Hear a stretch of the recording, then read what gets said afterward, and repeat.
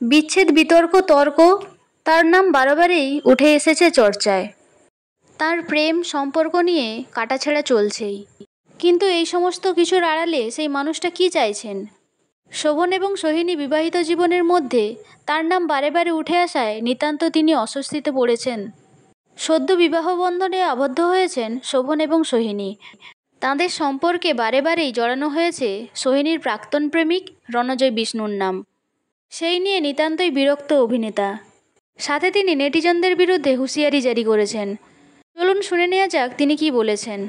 পরবর্তীকালে যদি আমি কারোর সঙ্গে সম্পর্কে যাই, তাকে একটা কোথাও গিয়ে সাবধান করার জন্যে তারা এগিয়ে এসেছেন একটা প্রতিরোধের মঞ্চে আর কি। ঠিক আছে, সো খুবই ভালো ব্যাপার, সেটা আমি খুবই অ্যাপ্রিসিয়েট করছি যে মানুষ মানুষের পাশে দাঁড়াতে চাইছে। কারণ আমার কাছে বিষয়টা খুবই হাস্যকর, কারণ এরপরে আমি সত্যিই আমার রুচি, আমার শিক্ষা আমাকে আটকায় যে কোনো কুরুচিকর কথা, বিশেষ করে কোনো মহিলা সম্পর্কে বলতে আমি বলতে পারবো না।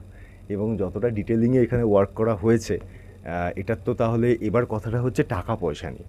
টাকা পয়সা তছরূপের ব্যাপার চলে গেছে, তো খুবই একটা খুব কঠিন একটা বিষয়, তাই না? তা মনে হয় যে এটা তো তাহলে একটা প্রমাণের জায়গায় পৌঁছে গেছে এবার। তো আমার তরফ থেকে আমি তো আর এটা আমার শিক্ষায় আটকাই, আমি এই সব কিছু করবো না, এসব সোশ্যাল মিডিয়া হ্যান ত্যান। আমি যেটা করবো যে আমি সমন পাঠাবো।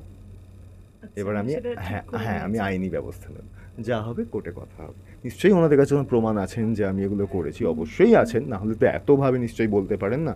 নিশ্চয়ই মুখের কথায় তো।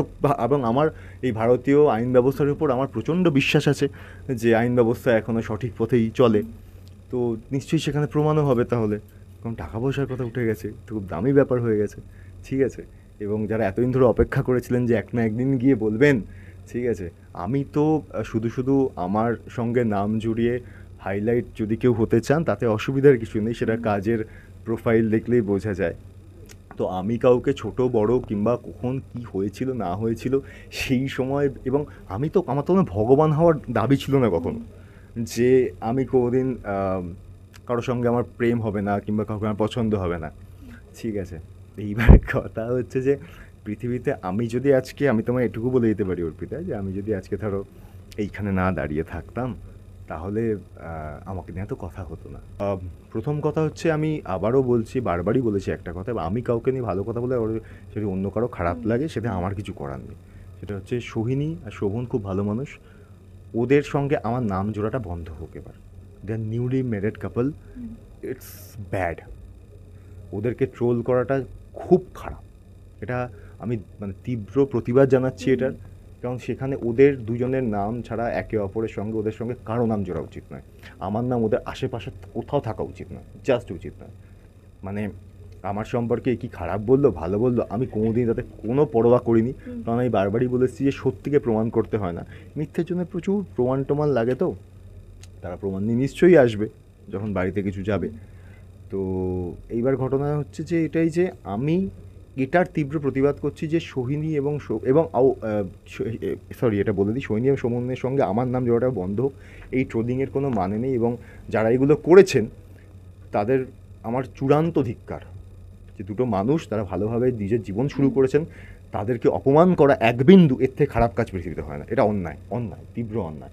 কিন্তু আমি একটা কথা শুনেছি যে আমি নাকি অনেক ফেক প্রোফাইল বানিয়ে অনেকদেরকে, আমি বলছি সাইবার ক্রাইম বলে একটা অথরিটি আছে যারা পুলিশ ডিপার্টমেন্ট কাজ করে সেখানে, why don't you guys go there please? ওই কালপিটদের তো ধরে আনা উচিত। ঠিক আছে, সেটা আমার উপর বন্দুক লাগিয়ে কী লাভ? সাইবার ক্রাইম ওখানে এক্সিস্ট করে, আমি তো আরও হবে। ঠিক আছে, আমি আমার কাজ করি, এবং যারা লোকে বলে যে তোরা যারা যাস সেটে, যে আমি মিডিয়াকে দেখে, অনেকে আমার কাছে বলেছে তোরাই ফোন করছে, আমি মিডিয়াকে দেখে নাকি ইন্টারভিউতে চেয়েছি বিফোর কোনো বিয়ের আগে। ঠিক আছে, তোরা আছিস, এত মিডিয়া আছে, কি বিষয় একবার বলছে না তো কাকে আমি প্রথম দেখে বলেছিলাম যে বস আমি ইন্টারভিউ দিতে চাই?